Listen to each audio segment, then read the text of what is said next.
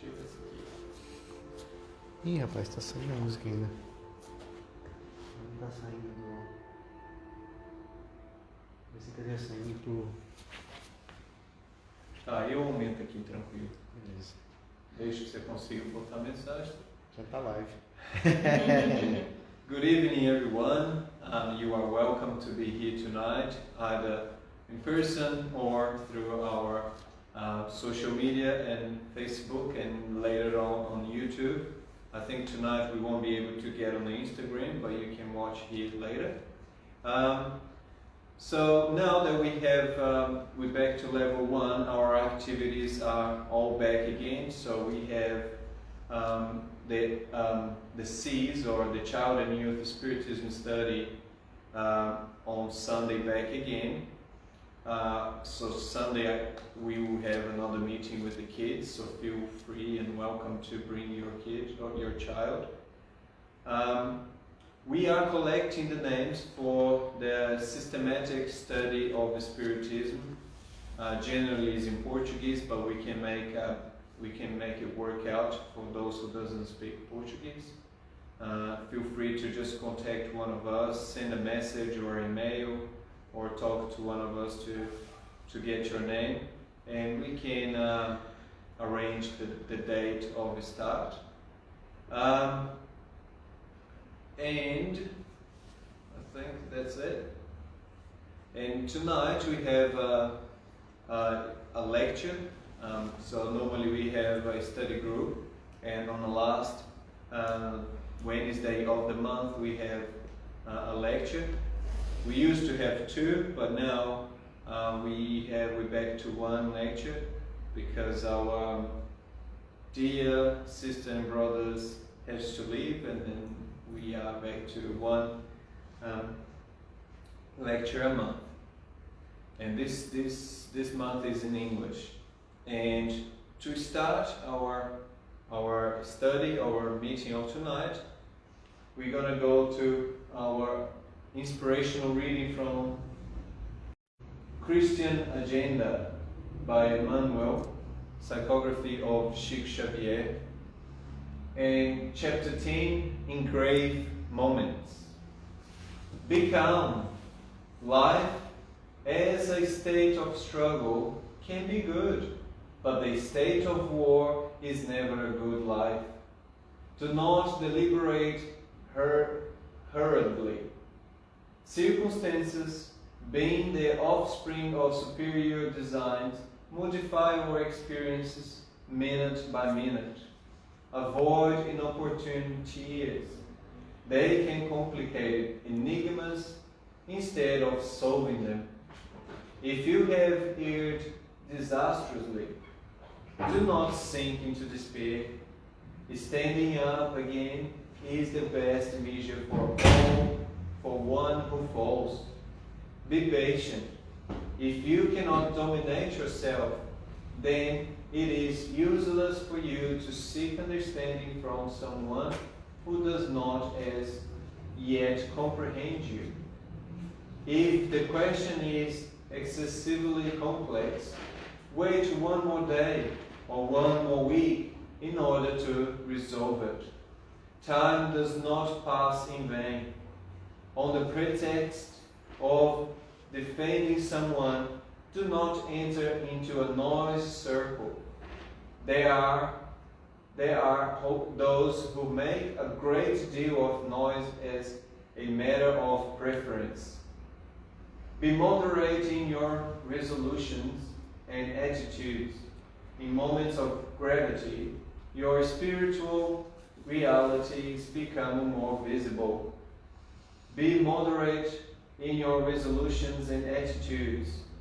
Our spiritual reality is more visible in grave moments. Take care in any kind of evaluation alluding to second or third persons. On similar occasions, others will be called upon to evaluate you.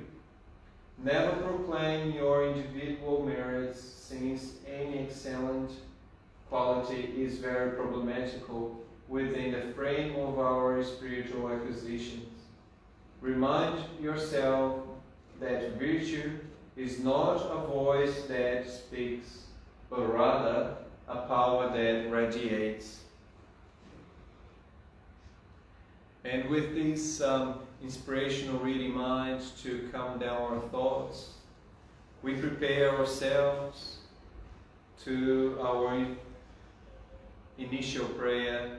If you feel like and comfortable to close your eyes, sit in a comfortable position, relaxing and breathing deeply. Hold your breath a few seconds and then release, repeating it until you feel comfortable, and be present in this moment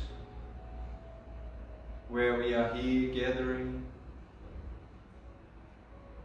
in the name of Jesus Christ, our Master, our Lord,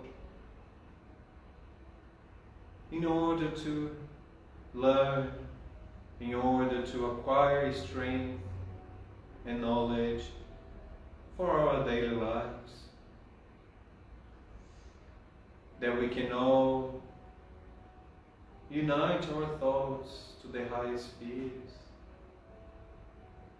and ask the presence of the benevolent friends, the spiritual guides, to help and inspire in every single one of us, so that we can learn and absorb the teachings of tonight that will come through the lecture prepared kindly from Mani, to whom we ask the inspiration to bring us the knowledge we are in need, the teachings of tonight, sending our good vibrations and our good thoughts, embracing everyone present here or watching online now or later, and with the blessings of God, our Creator, we would like to start the meeting of tonight for the lecture of this evening. Thank you, God. Thank you, Jesus. So be it.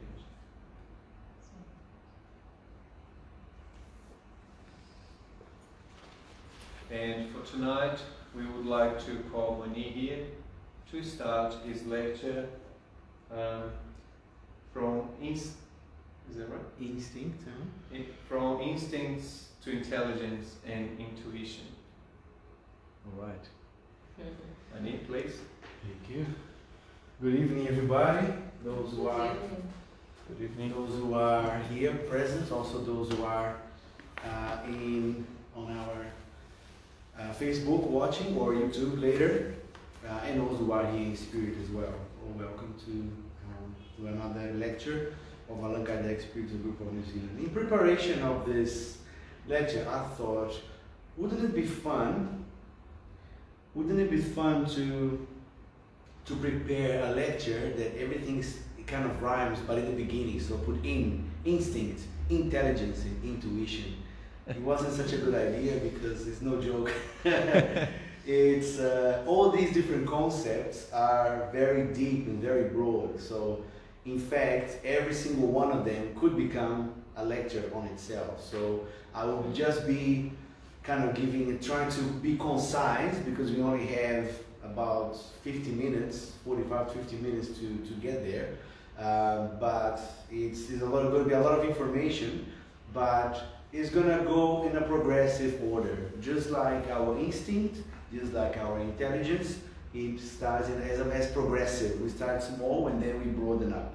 So it's funny that even the in-grave moments, it's also there's an in the inspirational reading. So yeah, I don't know why the idea came, but I thought it would be interesting to kind of distinguish and to give a little bit of the explanation of instinct, intelligence, and intuition, of course with the aim of showing what Spiritism teaches us about these three concepts, but also having a look what what science, what our science and our, the philosophy and biology, what do we know about instinct and intelligence, and of course later on intuition as well. So, as we can see, when you think about instinct, we think it's something that is more a little bit of animalistic, because animals have instinct, and when people say, like, when they're doing something, they have that gut feeling, that you have, that you don't know where it comes from, especially when something is scaring you, or something that it's you are afraid of something, or that you're excited about. You have that kind of instinctive feeling. We use it, so we kind of tend to connect that to our animal side, which is also what we're going to see is part of the animals as well, because it's part of any or a mother instinct or a father instinct. We tend to think like that. We also think about intelligence, about more reason, what we use and what we have learned to use it in new situations of challenges that we have to overcome these situations to acquire this knowledge. So intelligence as well, and we also intuition to expanding ourselves. So, but the interesting thing is that, as I mentioned before, these concepts of instinct, intelligence, and conservation instinct as well, they also relate to the process of evolution. That it starts in a certain point and then it keeps evolving itself.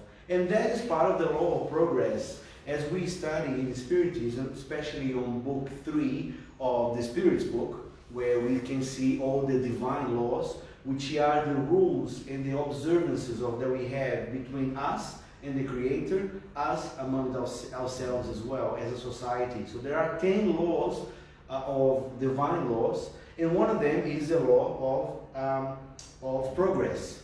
Yeah? Another law that we're going to be touching as well is the law of conservation. As living beings, as human beings, we have this instinctive feeling of survival. We want to survive. This feeling is innate, comes with us, it's come within us. So, looking through the concept of instinct from a scientific point of view, I went through and had a look at, for example, at Wikipedia. I went through different places because Wikipedia is full of information, but I went just to show that it's not just sponsored by Wikipedia. I looked at different sources as well. So, instinct is the inherent inclination of a living organism towards a particular complex behavior. So, it's inherent, of a living organism. It's not just us or animals. Even plants have instincts as well. Any behavior is instinctive if it is performed without being based upon prior experience. So you don't have to have an experience that you lived before to act instinctively. It just happens naturally. That is, in the absence of learning. And it is, therefore, an expression of innate biological factors. Wikipedia, the free encyclopedia. So, for example, we can say, if you go to the coast of Brazil, there are many places that you can see Projeto Tamar, where they find the turtles. So the turtles, the female, go to the sand, they lay their eggs, and then the eggs stay on the ground. They hatch. When they hatch, instinctively, the sea turtles, they go towards the sea. They don't go back inland. They know where to go. Nobody taught this turtle, oh, you should go that way. No, they know instinctively. For example, get an example closer to home, here in New Zealand, the marsupials, kangaroos, koala bears, they have, when they are born, instinctively, the newborn goes into the pouch, the mother's pouch. It's an instinct. So this, nobody taught them. The mother is, oh, when you're born, you come in here. It's instinct. It's natural. It comes natural. The same can be said by honeybees. Honeybees, they have a different kind of choreography when they are looking for nectar, looking for the pollen, and looking in the flowers or in different plants. They have a different type of choreography amongst them to signal. They don't talk, they don't communicate. They do communicate, but not by talking, by dancing. This dance is not taught. They don't have a ballet class for bees. Yeah, so it's instinctive, it's not learned. But it's interesting to see that we can see here the innate biological factors, and we are talking about the study of science. Is through this process of studying for this lecture, I came across a lecture by Décio, what is his name? Décio Iandoli. Décio Iandoli is a Brazilian, he's a doctor, but also a spiritist, and he was telling that in biology, they do not have a definition of life. If you ask a biologist, you go, what is life? Which is interesting because bio is life, and logy is the study of life. There's no really a clear definition of what life is. What it can be studied is the processes of life. They understand that life is what animates organisms that gives them a different, then they give a list of processes: organization, birth, nutrition, reproduction, irritability, susceptibility for diseases, and death. But this is not the concept of life. This is an effect of life. So even that is to show that even in nowadays science, and this actually was Décio Iandoli, he quoted Ernest Mayr, is one of the most important figures of biology in the psychology of biology, in his book, The Growth of Biological Thought. So it's easy to see that from a material perspective, even for biologists, it's hard to define what life is. Okay? So where does this instinct come from?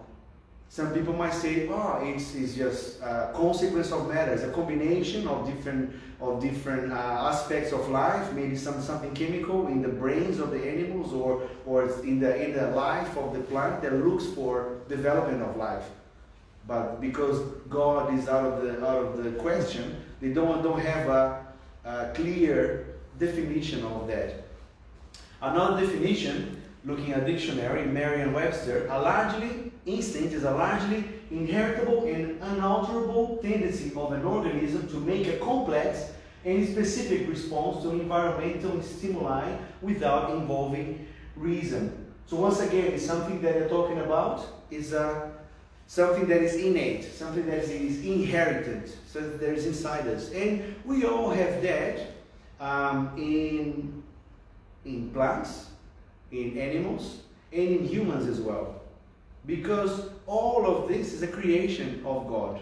As we're going to see in the Spiritism with a different perspective, that there is a reason why living organisms have these reflexes or this instinct. So looking a bit further, we can see on the Genesis that the Spirit state tells us that instinct is the hidden force that drives organic beings to spontaneous and unintentional acts, having their self-preservation in mind. In instinctive acts, there is neither reflection, calculation, nor premeditation. You don't have to think about it. Let's say you're walking down Piha Beach. Piha Beach is a very popular beach out west here in Auckland, for those who are not here. Or let's say we're walking down the beach in Papamoa Beach in Tauranga. I know there's some people from Tauranga watching there. And suddenly there's a gust of wind. You're going to do instinctively, you're going to close your eyes. You're not going to think about, oh, it's windy, I'm going to close my eyes. No, it's instinctive. You know, your body knows that to protect your eyes, you need to close your eyes. Okay? So this is a part of instinct. It's nothing to do with your reason. It's already something that our body does automatically. Okay? There is a bit of confusion between reflexes and instinct, but reflex is also part of instinct, because you are, as he's saying here before the previous definition, is saying that is organized by the stimuli, something that stimulates your action, but is instinctive action. Furthermore, in the Genesis, on chapter 3, item 11, it says, "It is thus that the plant seeks the air, turns toward the light, and directs its roots toward the water and the nutritious soil, that the flower alternately opens and closes according to necessity, that vines wrap around their support to grasp it with their tendrils, with their branches." So all this happens instinctively. Plants don't think. Yeah? They do have this instinctive feeling that is within them, that is part of their vital principle. The vital principle is a concept that gives life to any organic beings. Is part of one of the elementals, general elements of the universe. As we know, the spirits tell us that the first one is God, which is non-material and the creator of all things, like in the first question, the first answer, or the first question of the Spirit's book, the supreme intelligence, primary cause of all things. And then there is spirit, which is also immaterial, and then there is matter. So anything that happens in a material life, and that is organic, has a vital principle. It has life. When this vital principle perishes, the organism, the plant, the animal, us, human beings, we die. So this vital principle, let's say, it travels through the creation in many different forms. If you go to chapter 11, on the second book of the Spirit's book, which is a whole chapter about the three kingdoms, it explains there the vegetable, the mineral kingdom, the vegetable kingdom, the animal kingdom, and a separate part of that is the human kingdom, because we are animals, but we have a little upgrade from the animals. Yeah, as we're going to see here, we have the gift of self-awareness. We know who we are. We have a self-awareness. Animals, they have intelligence, but as we're going to see a bit further along, they don't have that. But all of these instincts come from the vital principle. It's a principle that gives vitality to alive beings, and that goes through the countless and repeated experiences that it travels through from one kingdom to another. Of course, we're talking about billions of years. Because on this research also I found, and I thought about our brother here, Lucas, because they found that as we know in biology and geography, there was a time, there's a period of time on Earth, there was no life. It was just a molten rock spinning around. And life started with Luca, which is the last unknown common ancestor. And that was billions of years ago. So life sprouted on planet Earth when the conditions were right, and it started to develop within the many forms. So these life principles start to travel within these different kingdoms of life, until we reach, as we can see, the plants, where it shows this need to develop, needs to look for air, needs to look for the light. The seed is there. I'll give you an example. In my place, there was this piece of stump in the back of my backyard there. And I was looking, what's this stump doing here? I was about to take it off, and then I saw there was a little tendril coming up. It was a vine. So what did I do? I put it at a trellis in the back. I put up a little, I'm not a handyman, but with my little experience, I put up a trellis, and I started giving water. It's been 4 years now. Every summer, I have a lot of grapes. If I didn't do anything to help that vine develop, it wouldn't have the right conditions to develop and to live. And they're really yummy as well. They're really nice. They're not like the seedless grapes from the supermarket that are overly sweet. They have the little tinge of sourness as well. They're beautiful. Put on the freezer for a day or two and eat them like a little ice cream, like a little sorbet. It's beautiful. So, life is everywhere, but it needs to find the right environment to develop. Yeah. So this intelligent principle, this vital principle, it travels through the different kingdoms until it reaches bigger and higher levels that we're going to see here, including something else that I forgot. So these experiences of this vital principle, it starts to get imprinted. When it comes to animal form, it starts to get imprinted into the very spirit of living organisms.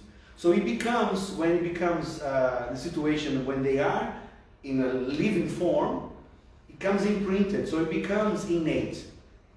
This is part of the supreme intelligence of God. Because if we go to the principle that for every cause, for every effect, there is a cause, this instinct is intelligent. Yeah? There is some kind of intelligence. How does the vine know that it has to grow up the trellis to grow, to produce vines and leaves and fruit to give to us? How does it know? It doesn't know. It just follows a principle, an intelligent principle that is not from the vine, but it belongs to the intelligence of God. Because for every intelligent effect, there is an intelligent cause. And matter cannot be intelligent by itself. It must be a previous cause. So then we go on to see that as a little bit further from the instinct, there is a self-preservation instinct that is given to all, mainly animals, because the plants, they don't have a way of protecting themselves. Apart from some of the plants have a little bit of poison on them. I have poison ivy. I have some of those in my backyard as well. They're terrible. They leave a bit of a urticaria, all those problems. So, but for animals, they do have a self-preservation instinct. So Allan Kardec, on the Spirit's Book in question 702, he asks the spirits, is the self-preservation instinct a law of nature? Therefore, a law of God? Because of the laws of nature, if nature was created by God, they are divine laws as well. The spirits answer very firmly, absolutely. Of course, life self-preservation is an instinct of the law of nature. All living beings possess it, regardless of their degree of intelligence. In some, it's purely mechanical. In others, it is thought out.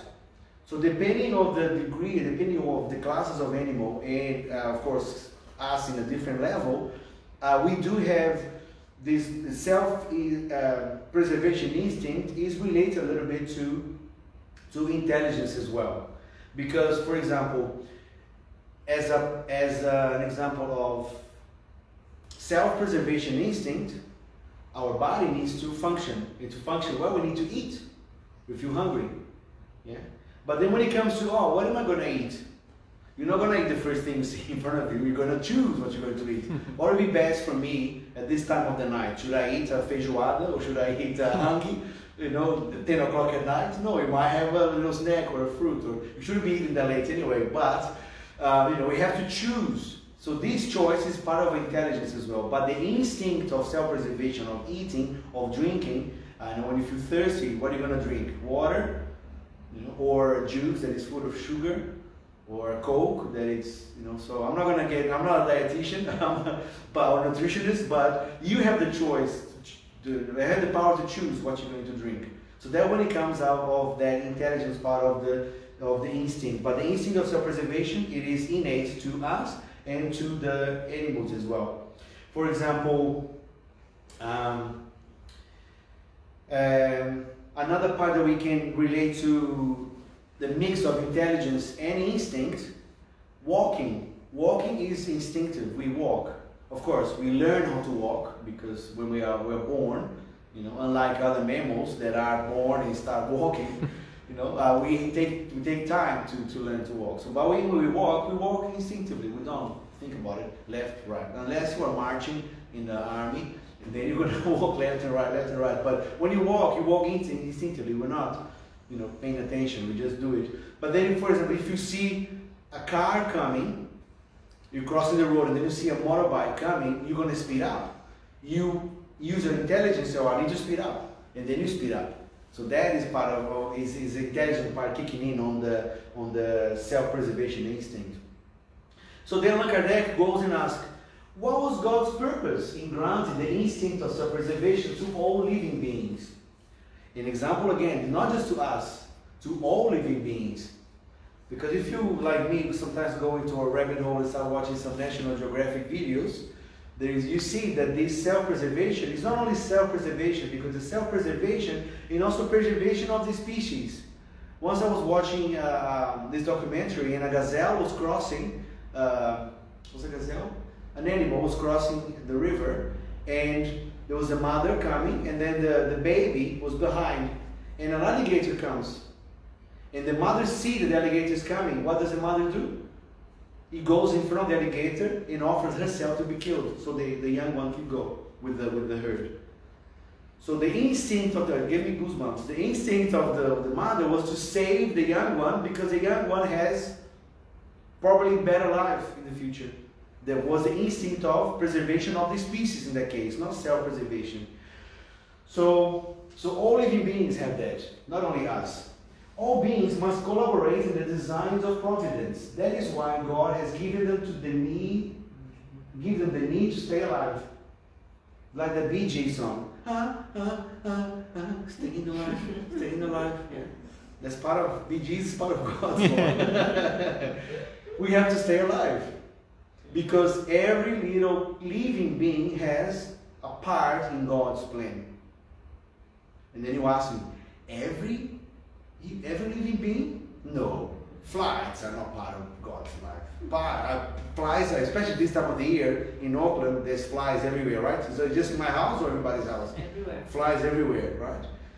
But doing this study, we realize flies are fundamental for the decomposition of matter. Without the larvae of the flies that go into the rubbish, into decomposing fruit, decomposing in the compost as well. We need the flies. If you don't really think that further, just think, wow, this fly is here to make me keep my house clean and all the dishes covered and all the bench clean, because they will come, they wouldn't infect, because they can be dangerous as well.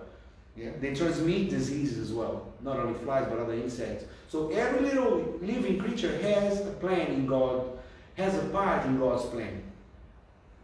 And there is a sense of this instinct of self-preservation. If a little fly has a part of God's plan, so does a policeman, a fireman, the prime minister, all of us. We all have a part in God's plan, which is to be better, to progress, to evolve, to use our instinct, but also take it further and start using our intelligence as well. So, and then it says, besides, life is necessary for beings to perfect themselves. They sense this instinctively without perceiving it. So it's one of the little seeds that is given to us when we are created by God in our conscience, that we must stay alive, stay alive. We must survive. Us and the species as well.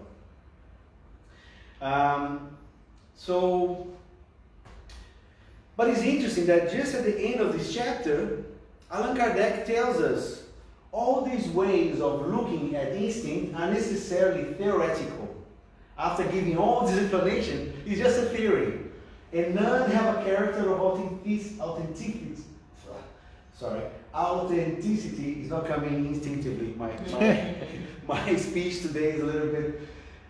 So I'll start again. All these ways of looking at instinct are necessarily theoretical, and none have a character of authenticity sufficient to be given as a definite solution. And we have to remember that this was written in the Genesis, which was published in 1868 or 67. I'm not too sure, but a long time ago. All right. So they didn't have the proper definition or solution for instinct. The issue will certainly be resolved someday when the elements of observation that are now lacking are finally brought together. And I think it would be really hard to fully understand instinct without the understanding of the concept of the vital principle and the intelligent principle that Spiritism brings to us. It's being talked about more and more, but scientifically it's still not being considered as a viable or as a viable point of evidence to take the studies further. Until then, we must limit ourselves to submitting the diverse opinions to the cauldron of reason and logic. So we just have to think about it and try, with our reason, trying to find the best solution and wait for the light to appear. The solution that will be closest to the truth will necessarily be the one that best corresponds to the attributes of God. Example given, to supreme goodness and justice. So whatever conclusion we come to the instinct, we must have that first idea in our minds. This is happening because God is just, supremely God, good and just. So we can't go against those first principles. Yeah? And it seems that what the explanation that Allan Kardec was giving is a solid foundation to build upon what instinct is. Yeah? So basically it's something that we are born with it, but it's not a product of matter. We bring it with us. This instinctive feeling is impressed in our very spirit.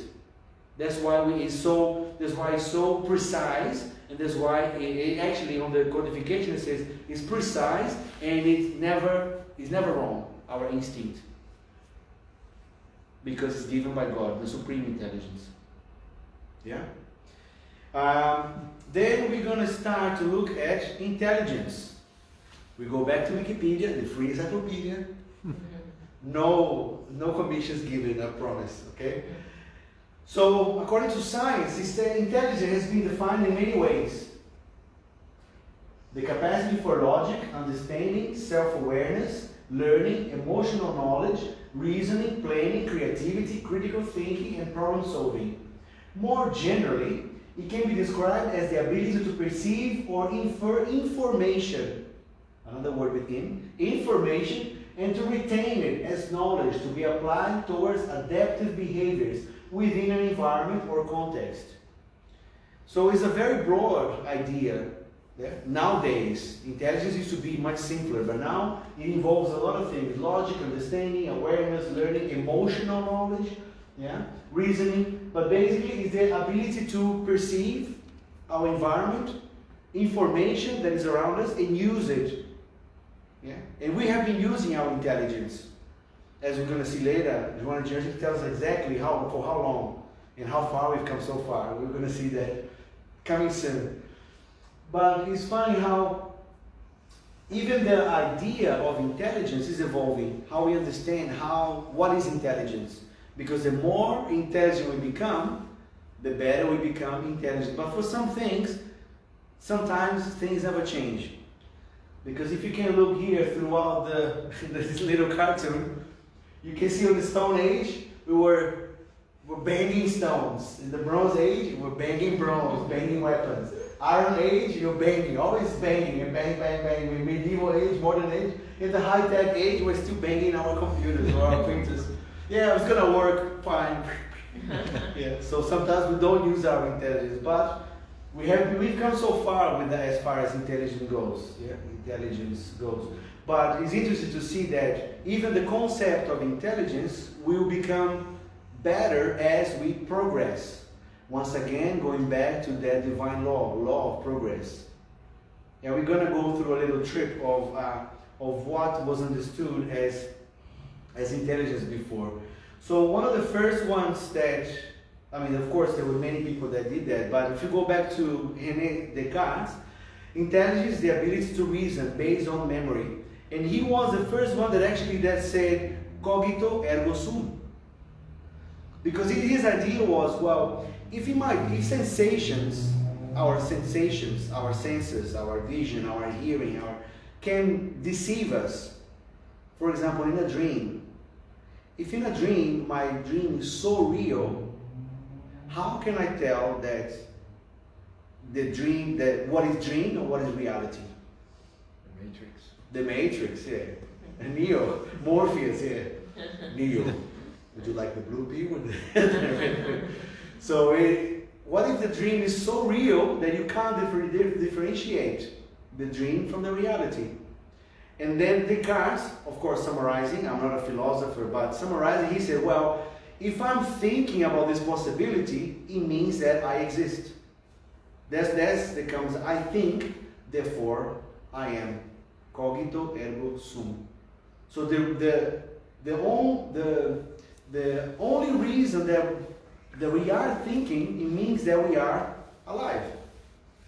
And we are aware of these thinking. We are aware of all the situations around us. That was well before Kardec, right? The concept of intelligence. And then, of course, intelligence always being related to cognition, to learning. The ability of acquiring knowledge and building knowledge. That's as a synonymous to intelligence. And we have been doing this as a collective, as a human beings for thousands of years. Another person that got really well the intelligence process was Jean Piaget, saying that the 4 stages of cognitive development. Piaget said that we can really notice that in children, how children have different stages of learning. And we can see that from the birth until 1.5 year old, they're very sensorial. They have everything goes in their mouth. They touch everything mouth. They want to feel, they want to touch everything. They want to be close to the mother, to the father, to the family. They want to be touched, because that's the way they learn.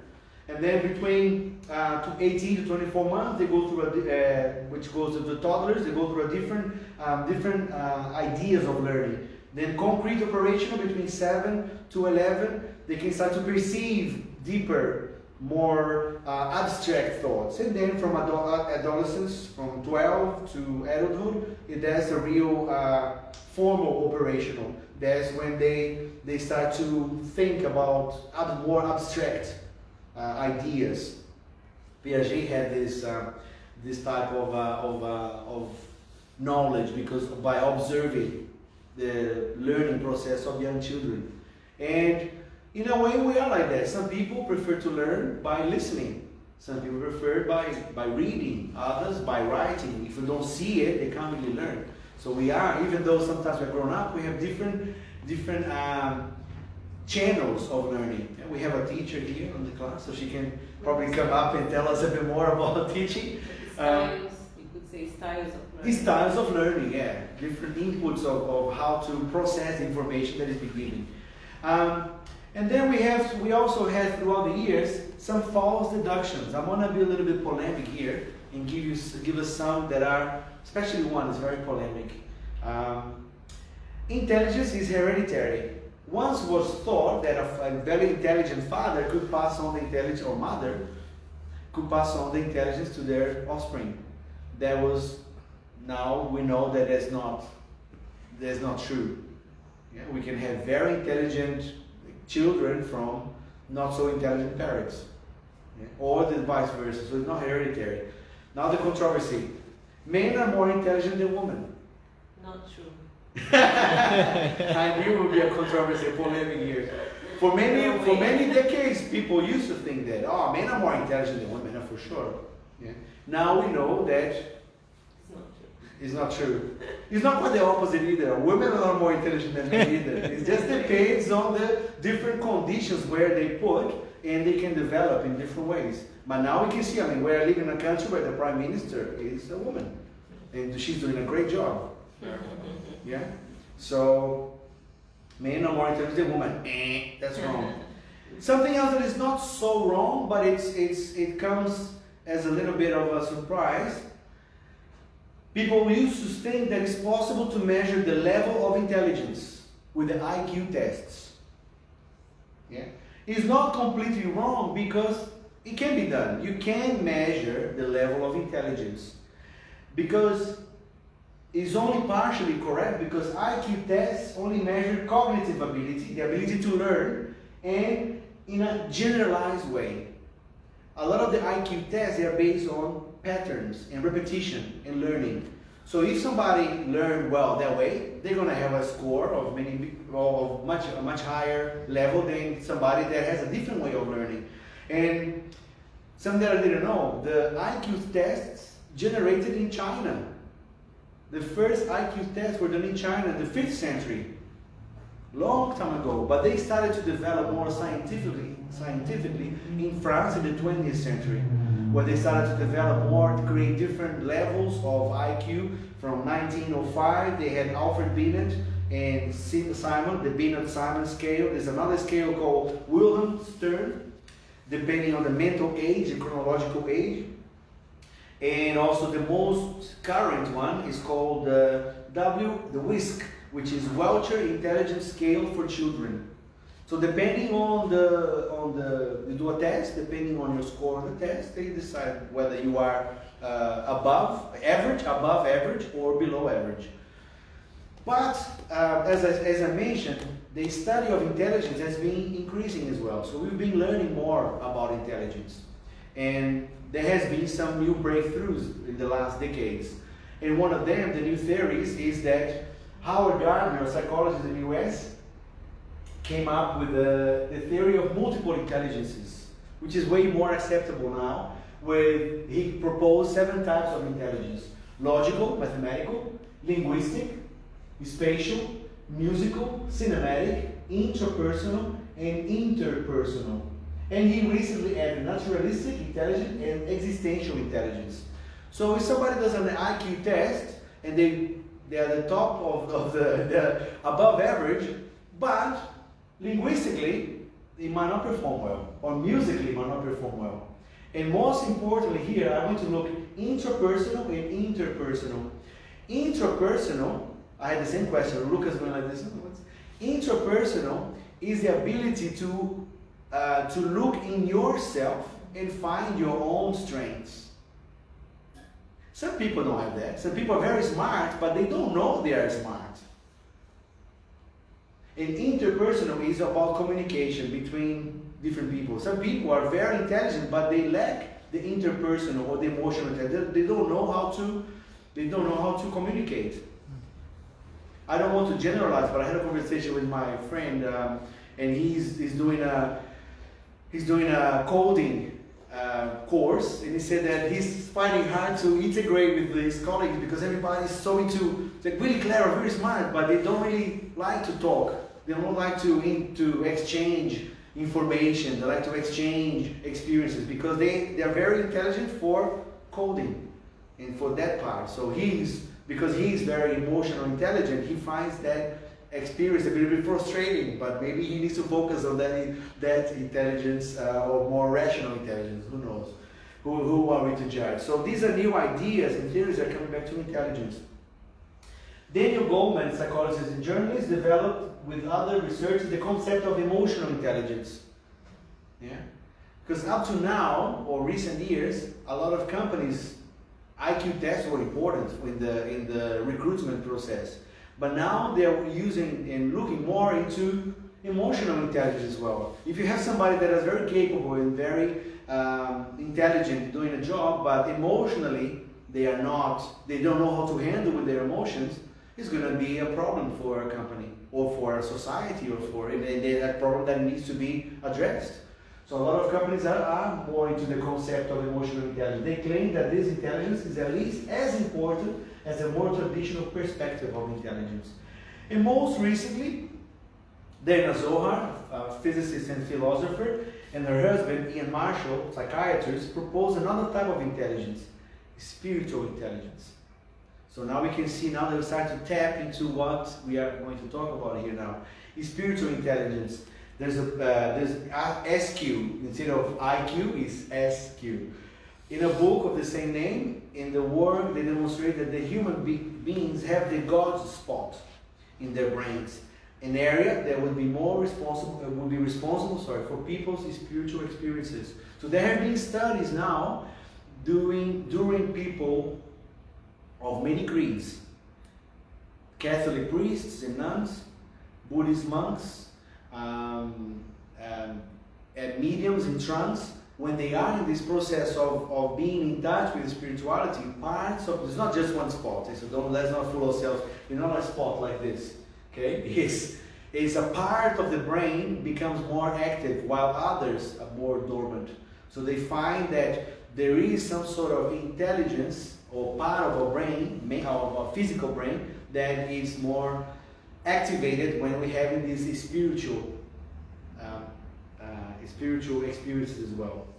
So intelligence, coming back to the scientific part of it, now we start to see that intelligence goes beyond what the IQ scores tells us. It goes beyond hereditary. It goes beyond what we can analyze here. There's something that goes beyond that. But what about according to Spiritism? What in the Genesis that we saw in the Genesis, the same chapter 3, item 12 now, what does the Spirit tell us about intelligence? Intelligence is revealed through intentional, thought out, premeditated, and calculated acts, according to the turn of the circumstances. So once again, it's the opposite of instinct. Yeah? It is actions that are intentional, thought out, premeditated, calculated, based on our existing knowledge, and depending on the circumstances as well. It is undeniably an exclusive attribute of the soul. Every automatic action is instinctive.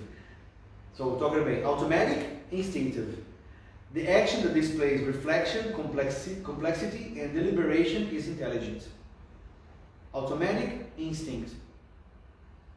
Complexity, reflection, thought, intelligence. Intelligence is free. Instinct is not. So when we go through our instinct, we have something that is natural to us. Once again, if the wind for piga or papamobile is coming, you're going to close your eyes. They have no choice. It's not free. It's instinct. You see a dog come barking to you, you're going to run. Yeah? Because you're not thinking about, oh, I'm going to run. Or you just start running. And then you think, where am I going to run? Yeah? So it's not free. But intelligence is free. When am I going to run? Am I going to jump this fence? Or am I going to jump on top of the car? Or, yeah? So then, on the Spirit's book, we're going to see that Allan Kardec asks the spirits, what is the spirit? And then the spirits go to tell the spirit is the intelligent principle of the universe. So as we talked about before, the vital principle that gives vitality, the intelligent principle gives us intelligence. And it's funny that he says it's not just, it doesn't specify the intelligent principle of the universe, or was the spirit of man, or was the soul. Because as we know, animals have intelligence as well. Yeah. So also the intelligent principle in animals is there. They do have a soul that is also individualized as well. The only difference between man and animals is that we have a self-awareness. We know who we are. We know we are humans. We know we roughly have about 82 years of life for men, maybe 85, 86 for women, I'm not sure, depending if you have a healthy life. Yeah, we know that we have awareness. A dog doesn't know it's a dog. Yeah, he just follows his instinct, and he knows that if he needs to eat, and you put there a bowl of food and water. If he's hungry, he's going to eat the food. Because he's intelligent, he knows that's food. Yeah. If he sees a cat going around, he's going to chase the cat. But he doesn't know he's a dog and that's a cat. He's not aware of that. But he's intelligent as well. So the spirit or the soul is the intelligent principle of the universe. As a vital principle travel through the different kingdoms, intelligence also travel through the different kingdoms, mainly the animal coming to the man kingdom as well, where we are now reached, and then we become individualized, and we know that we have our self-awareness. We have awareness of God instinctively, even if you don't believe, if you say you don't believe, but instinctively you do have this feeling of there is something else. You do have the law of progress inside you. You have the law of conservation inside you, the law of preservation inside you. So once again, now we're going to be giving a few different ideas of, I know we are running a bit of short of time, and we're still with intelligence, but bear with me. So then he goes, so if spirit is the intelligent principle of the universe, is spirit synonymous with intelligence? Are they the same thing? And once again, intelligence is an essential attribute of the spirit. Just like the instinct or life, we can only give the attributes of life, we cannot really define life. Remember at the beginning of the lecture, we time asking the biologists what is life. There's no conclusive definition of life, only the processes. The same thing goes to the spirit. When intelligence is the essential attribute of the spirit. In your world, in our limited intelligence, they are used interchangeably as a common principle, so much so that for you they are the same thing. So for us, intelligence and spirit is the same thing, but we know that intelligence is an attribute of the spirit, it's not the spirit. is a manifestation of the spirit that we have in our physical bodies. That also have the manifestation of the vital principle that we have. Our heart is beating. I'm talking here. My heart is beating a little bit faster because I'm a little bit nervous. I'm excited to be here. You know, my respiratory system is breathing. I'm not thinking about it. I'm thinking about what I'm going to talk about next in my next slide. So everything is connected, but intelligence for us, in our definition, we can't think of it as the same, but intelligence is an attribute of the spirit, and not just the spirit itself.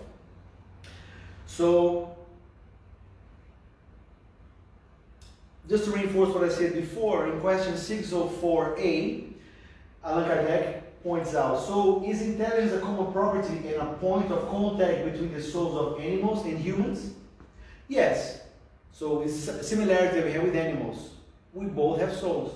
But animals only have the intelligence of material life. In human beings, intelligence yields moral life.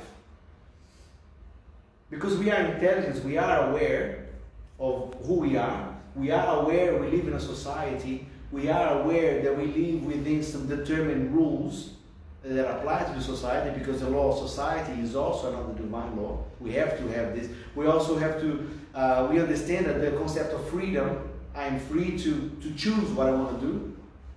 But the Spirit doesn't come to tell us that we have the consequence of our choices. So we have this option. The animal life is just this material. It doesn't think, oh, I'm going to chase that cat, or a cat, or our cat. Sometimes it brings a dead bird. It doesn't, it's just their instinct to hunt. It's not thinking about the life of that bird. It's just instinctively trying to. But sometimes I've seen the bird attacking the cat as well. So it's a fight of cat and, instead of cat and mouse, cat and birds. But anyway, what I'm trying to say is that animals have a different type of intelligence. It's more rudimentary type of intelligence. For human beings, because we can see that heaps of animals are very intelligent. Dolphins, the primates, elephants, parrots. In my work as a tour guide, sometimes there's an alpine parrot in New Zealand called Kea. It's the only parrot that lives in the mountains. They're so intelligent that they come and ask for food, and when there are some road works close to a place, they leave those cones, those orange cones. The parrots, they bring the cones to the middle of the road so the cars can stop and they kind of can get close to the cars to ask for food. That's how clever they are. Yeah. But once again, it's a very material life intelligence. He's not thinking about, he's just thinking about his instinct of preservation. He wants food. Yeah.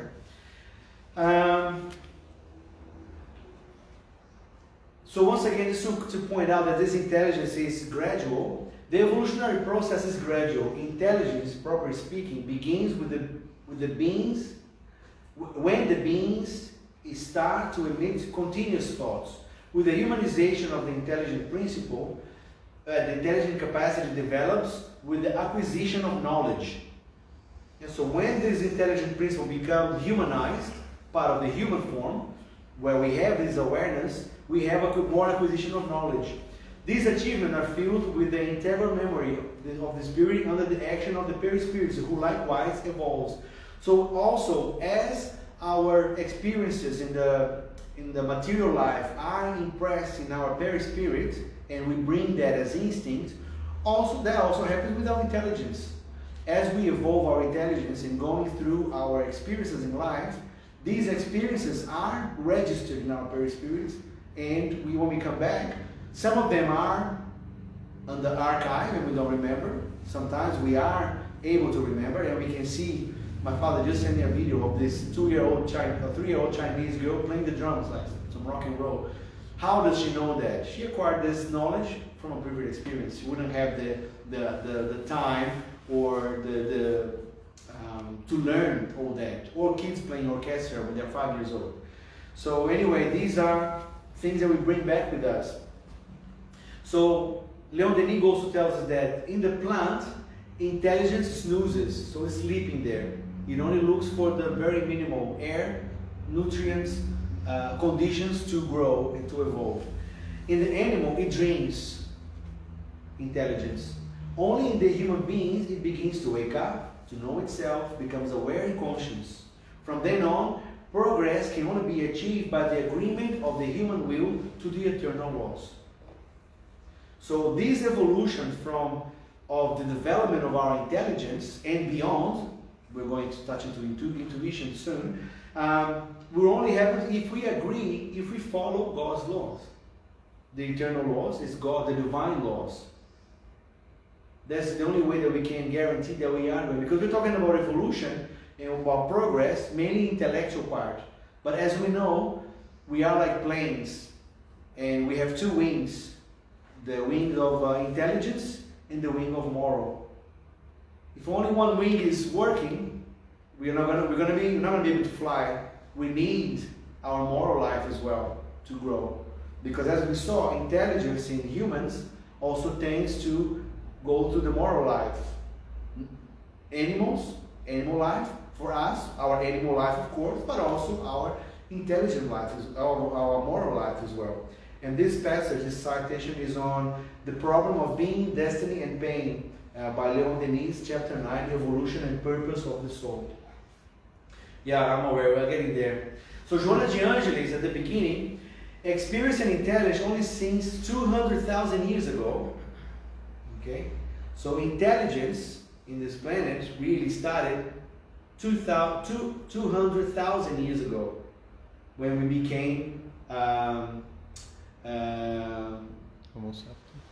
before Homo sapiens was 100,000 years ago. 200 was the Neanderthal, where early symptoms arose. So there was not proper intelligence. Early symptoms of intelligence arose, and then reason in the last 10,000 years.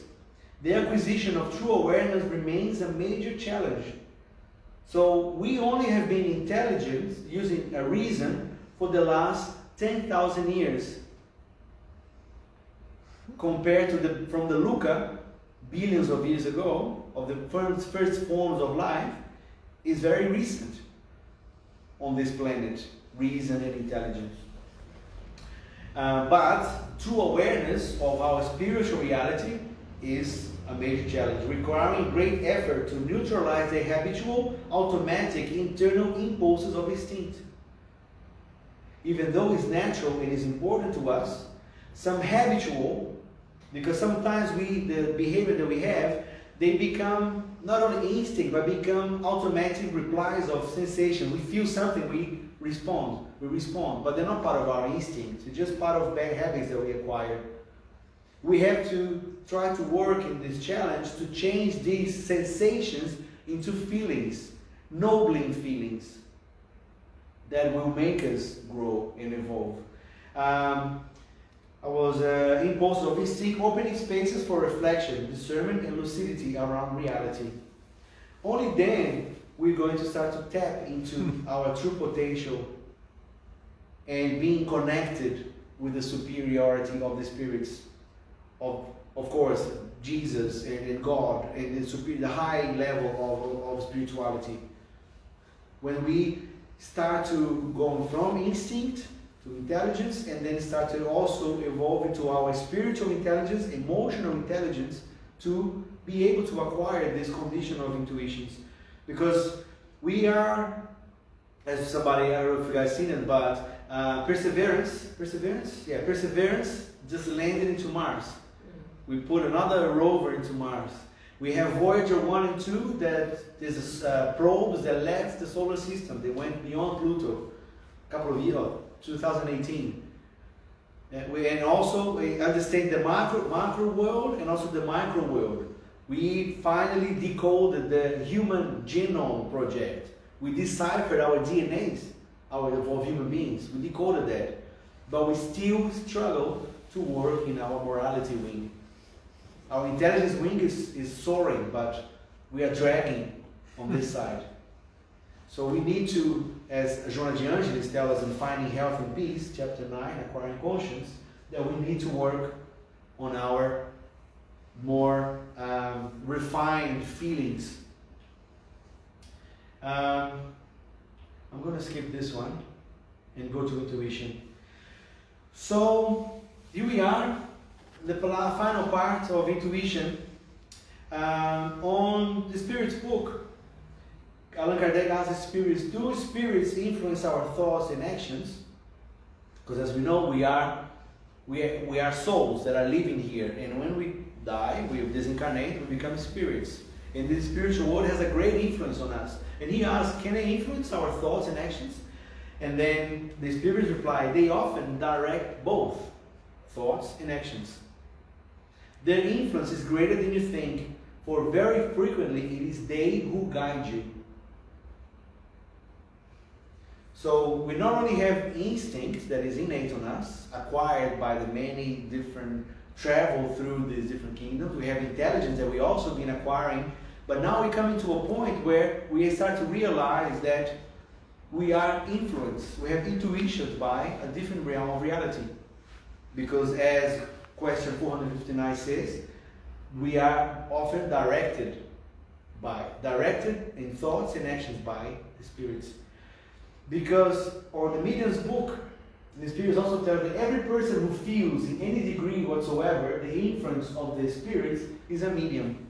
So if we all feel the influence of the spirits to any degree, we can say they're all mediums. We all have this possibility of receiving an intuition from a different realm. This faculty is inherent in a man, in a woman, and consequently not an exclusive privilege. So there are few in whom are not found some rudiments of it. It might thus be said that very nearly everyone is a medium, to a certain degree. So just like instinct and intelligence, now intuition is in all of us. And this was prescribed actually in the Bible. In the Bible, in Acts, written by Luke, he said, the day of the Lord, in Acts chapter 2, 16 and 17, but this is that which was spoken by the prophet Joel. Joel had spoken that into the Old Testament. Yeah? And then Luke reminded us what Joel had said.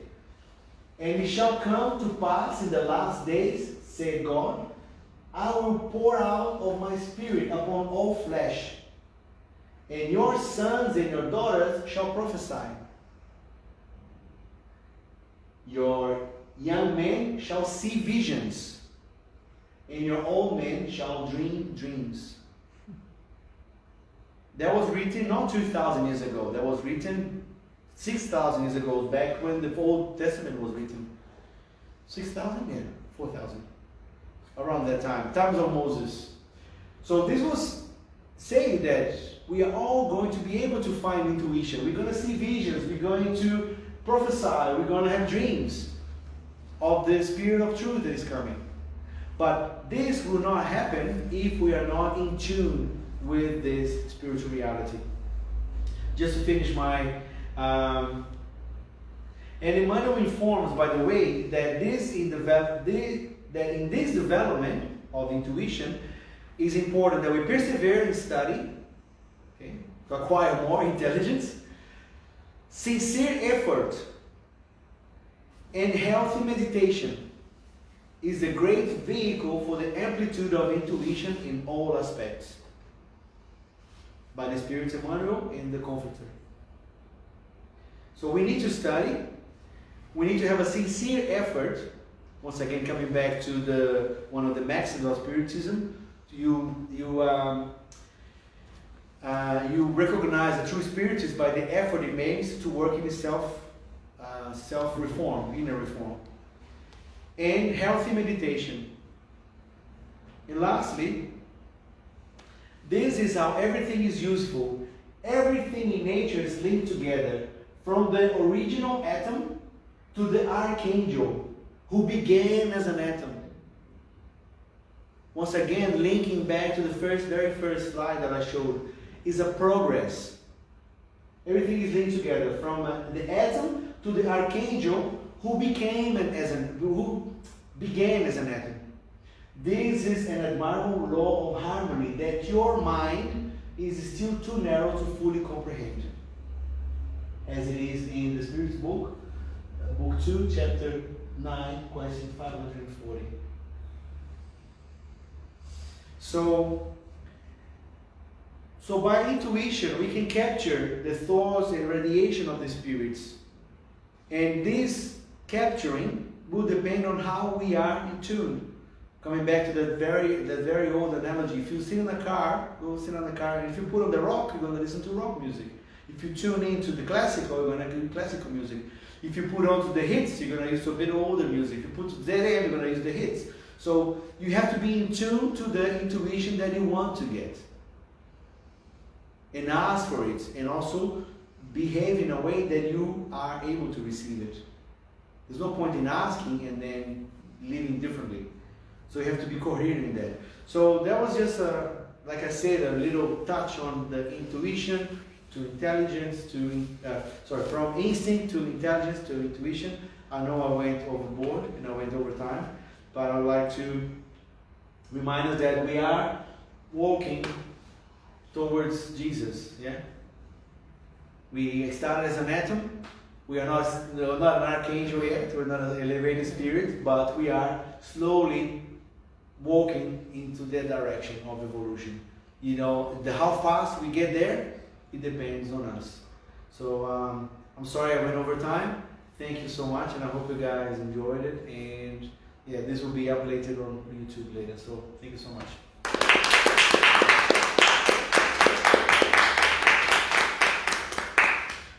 Does anyone have a question to Mani? If you have online, you can just leave the message there. And I have just a quick question about the instinct. So is the instinct belongs to the spirit, or because of the connection of the spirit to the body? That is, because once we return to the spiritual world, we don't have to worry about surviving, because the spiritual is immortal. But while we are incarnate, we still have to keep alive, even though we don't know what is alive, definition of alive. Yeah. But we know the concept. So that belongs actually to the spirit or to the body. It's, from what I understood, instinct is a tool that we have. It's a tool that we have that when we incarnate in a physical body, this body is already equipped with these features. Yeah? Let's try to use a more modern terminology. So one of the features of this machine that we have called human body is the instinct. Yeah. But that's why it says that it doesn't make a mistake, it's always correct, because it is part of something that was acquired by the vital principle throughout the many incarnations. So it is something that is a resource, is a feature that is inside, physically inside our bodies. Just like for a dog who have different features, hopefully. Yeah. Even though sometimes it's funny. Sometimes it's funny because I just saw a video of a dog that was brought up with cats. So he behaved a little bit like cats. He would climb up in the little things. He didn't meow, but he kind of behaved like a cat, like in a different way. Of course, he kind of learned that way. That is to show that it's not just instinct was mixed with his intelligence that was designed to be like that. So from what I understood, it is part of something that is physical. But it's brought by something that is highly intelligent, supremely intelligent, because it follows the law of nature, laws of God. Yeah. So we have the best machine ever. Like for example, if you may have a cut, you leave it there, it automatically heals itself. There's another feature of a human body. You don't have to think about, oh, I need to heal this. If you do that, if you think about it and you know.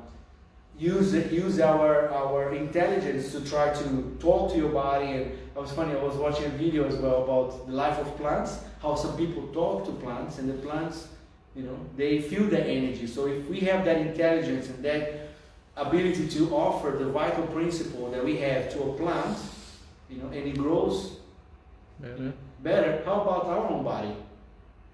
You know, if you're afraid, if you have a broken, oh, this arm is never going to be back, oh, my arm is not going to be fixed again. It's not going to be fixed. But if you think about, no, I'm gonna fix, my body's good, I'm healing, you know, you are become better. It's shown that people that believe in their recovery recover faster than those who don't believe in the recovery. Mm. Coincidence? I think not. All right, thanks everybody, and have a good evening. All right, so thank you, Mani, one more time for the lecture. It was great. We had a lot of knowledge, a lot of food for thoughts. And now we go into our final stage. We probably going to go to the collective pass, and then we can finish the meeting of tonight. And if you'd like, in this moment, one more time, to sit in a comfortable position, relaxing, having a few deep breaths. After all this knowledge that we learned tonight,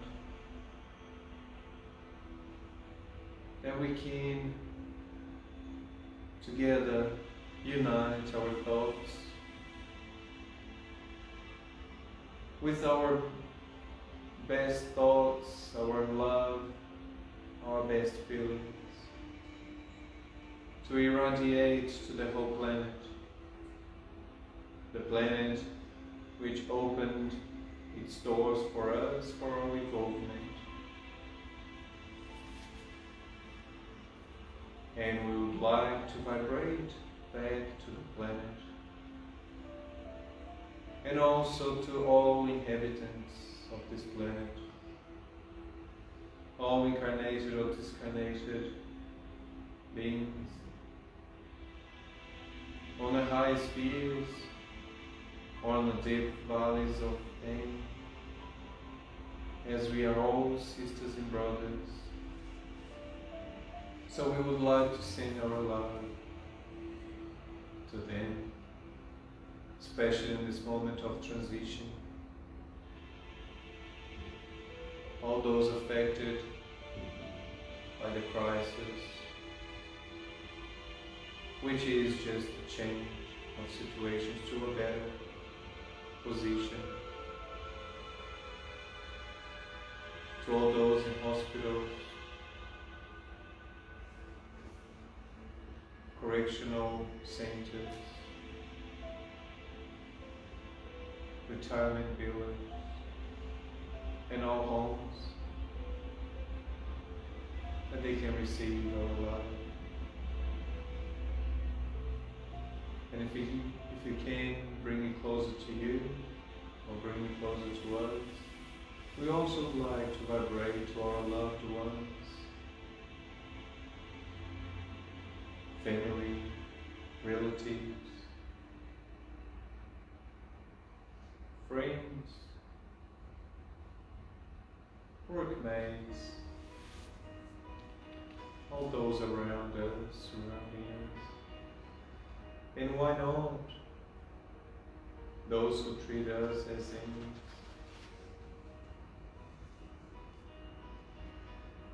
They can receive our love.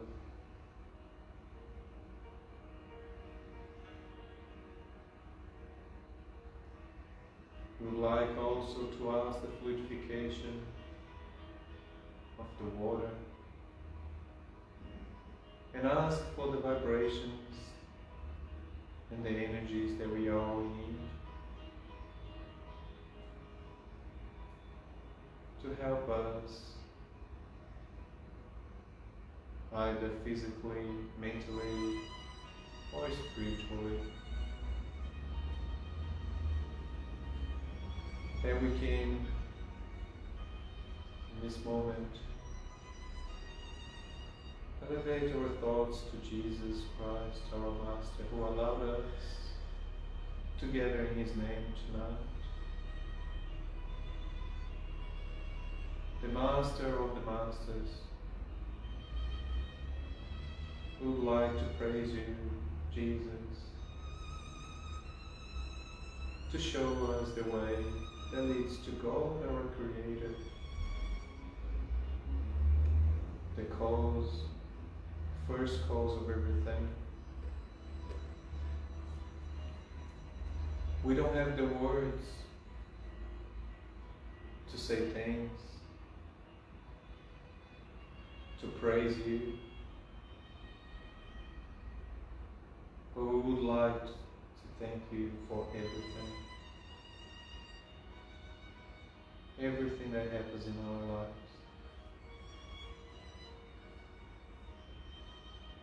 Thank you, God. Thank you, Jesus. And thank you all for being here tonight, incarnated or discarnated, spiritual friends, those who couldn't be here in person but using the technology to connect with us from your own place or watching it later on. That our love can be spread to all of you, and thankful as we are for this opportunity. Thankful for the presence of the benevolent friends, the spiritual guides. We would like to finish our meeting of tonight after these important teachings that we receive, that we can all stay in peace, in the peace of Jesus Christ, until we meet again for one more study group of next week. Thank you, God. Thank you, Jesus. Thank you all. So be it.